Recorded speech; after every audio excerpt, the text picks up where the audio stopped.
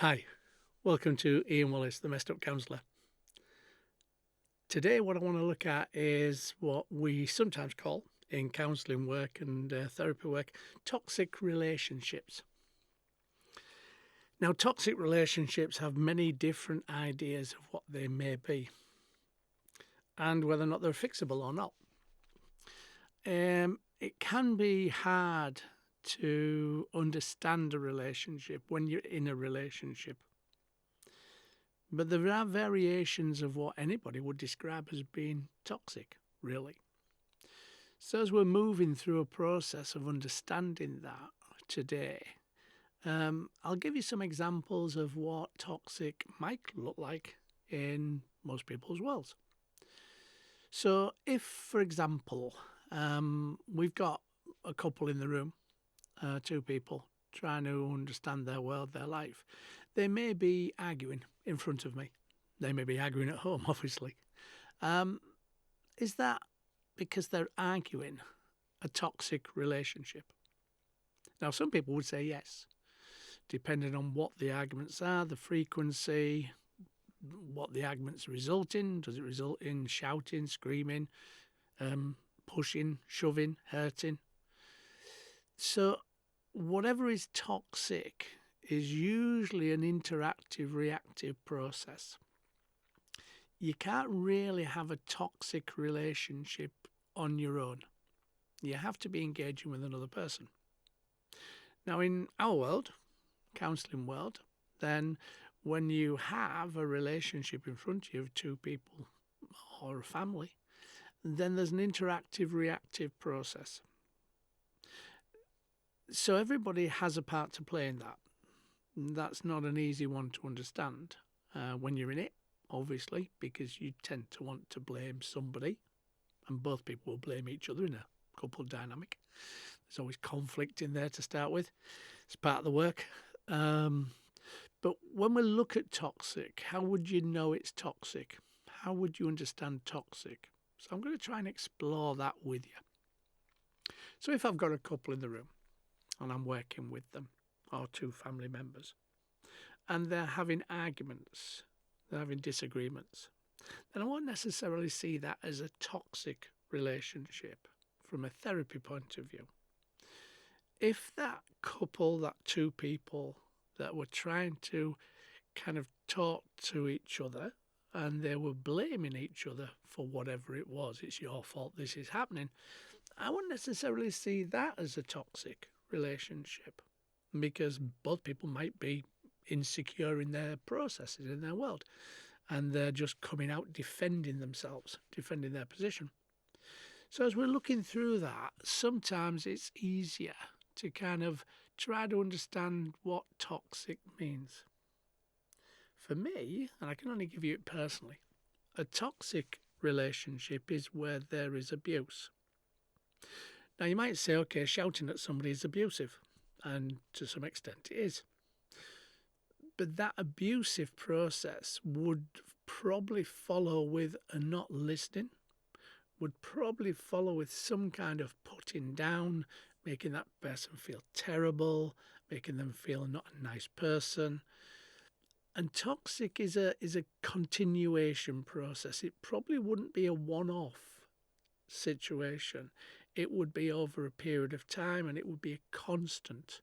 So toxic to me means that one person will not change, will not take their responsibility of their part they play in this process of interactive, reactive relationship, and they just want to put somebody down. They just want to not listen, but just talk, just do, just make the other person not have respect or valuing. So a toxic relationship for me means that is what's going on.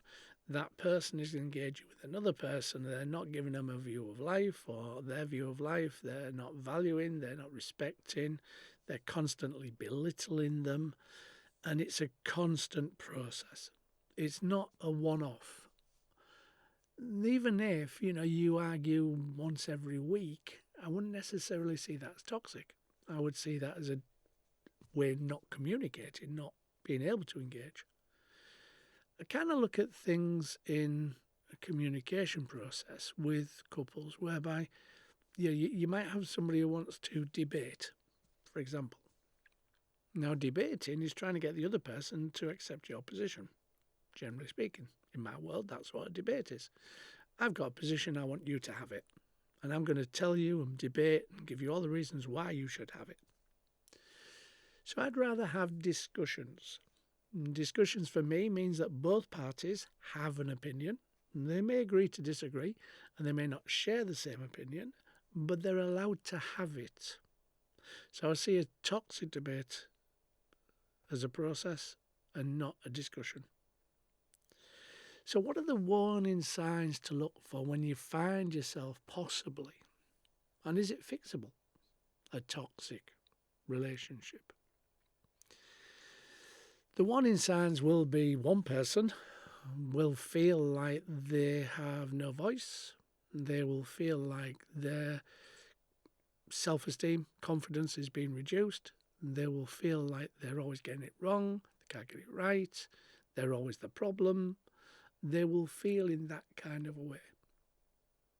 And they might not respond anymore to having a dialogue to tell somebody how they feel. They might have gone through a process of berating them for years. And they just said, what's the point in talking? I might as well just do what I'm supposed to do. So that process would need to be, as with any change really, we need to understand and take responsibility. So a toxic relationship, generally speaking, in my world, can't change unless both parties take responsibility. Now, that might sound weird, that the person who's being berated needs to take responsibility. But they need to see their part they play in it, even if it's just putting up with it, not challenging it. And they may not be able to challenge it.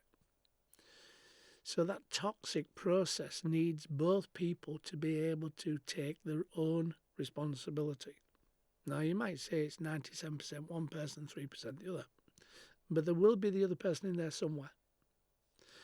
And that toxic relationship won't change unless responsibility is taken from either partner, or both partners, should I say. So when we're looking at toxic relationships, they basically don't change. One person will feel as though they're the problem in all sorts of different ways, and one person will be using their control features of manipulation to try and make that person. Within the first session, 2 sessions, if I've got a toxic relationship in the room, I will bring attention to it if it's safe to do so. Obviously, if somebody's going to be walking out that room and it's going to put them in some kind of risk or danger process, I will not bring that up in that session. I will utilise another way of working. But if I can give that opportunity to the person who is debating and not discussing, to kind of see their behaviour and take that on board, then hopefully they may be able to take some element of understanding. If they can take some element of understanding, then chances are we might have a chance of change. Most people don't want to be in those situations. It doesn't give them anything. It's not a win-win. And if it's not a win-win, it doesn't work. But people need to be aware of why they're doing what they're doing and the fact that it is a toxic, abusive relationship. Now, that might sound weird that somebody doesn't know they're doing that to somebody else. But they may have learnt that through their conditioning of growing up in their mum and dad's relationship, parental relationships, grandparents' relationships, your sister and brother relationships, wherever those lessons are learned from. They may say that's the way life should be. I don't know any other way. Now, if that's the case, and it does happen, then bringing awareness to that by a third party, a counsellor, a therapist, will help them to understand that how they're impacting on this other person in the relationship isn't helpful, it's abusive. And we use abuse as a word, and abusive. We name it as it is, you know. But if that person who is debating won't accept that, won't change that, won't look at that, will still keep on doing that, then pretty much that is a toxic relationship. They don't see the other person's needs or requirements, only their own. And when you've got that happening, that is really hard to work with from a counselling perspective, because both parties are not going to be able to communicate effectively, and they're not going to be able to relate to each other. They can't respect or value one of the other people. That's going to be something we would work with differently. And everybody has their own way of working with this, obviously. I can only give you how I see it. Don't mean to say that's the way everybody sees it. But we would probably look to do separate sessions if it was a couple dynamic. And we would then look to kind of identify more about how this has happened, how long it's been going on, what's the extent of it, what's the worst kind of processes that's ever happened, to see whether or not we can help both people, one and the other, into a place of change. But sometimes, as I've said, we can't do that. We can't make anything happen as counsellors and therapists. We can offer an opportunity. We can offer a process to facilitate that dialogue and bring in awareness and bring in understanding, different ways of looking at things. We can do all those kind of things. But the problem is we can't make people change. And that's something, if there's any new counsellors and therapists watching this, you have to learn fairly early on, I'm afraid, that you can't save people. You can only help people to save themselves. Not an easy one to learn. And we go through some really difficult sessions in order to kind of come out with that understanding. But after 24, 25 years of doing this, I pretty much get it okay nowadays. There is times when my head jumps back into save mode and I have to check myself out. But I think that's quite natural and normal, as long as I realise when I'm doing it. So when we're looking at toxic relationship, it's not fixable if the parties will not take their own responsibility in it, i.e. the decisions and actions. That will only take you down a road of maybe making it more unsafe for one person, because you're trying to push something to change that can't change. But it can also create a feeling in us as counsellors that we failures. We don't know how to work it. We don't know where we're going with it. We are de-skilled in some sense. If you find that you're feeling that as a counsellor, as a therapist, then try to think about whether or not you're trying to do something that the client or clients don't want done or don't think they want done. Because that process of de-skilling, as we call it, then it will make us feel as though we aren't good enough. We aren't able to help. And that would possibly have a detrimental effect on our work with other people. So when we're looking at toxic relationships, try not to see it as what you're presented with first and foremost. Try and delve into it a bit more. Try and look at the components of it and the responsibilities of it, and try and get it to a point where both people can have a discussion instead of a debate. But as I've said, that is not an easy process. And for anybody that is starting out in the counselling world, you will find that definitely is not an easy process. It comes with skill and ability over many years, usually, of balancing the work and trying to be the mediator, the facilitator, the person who can explore things for each partner and each person in the room. If it is a toxic relationship, as I've said, then pretty much it's not going to work, because those things usually don't change and can, unfortunately sometimes with our interventions, make it worse. So we do need to be mindful of that.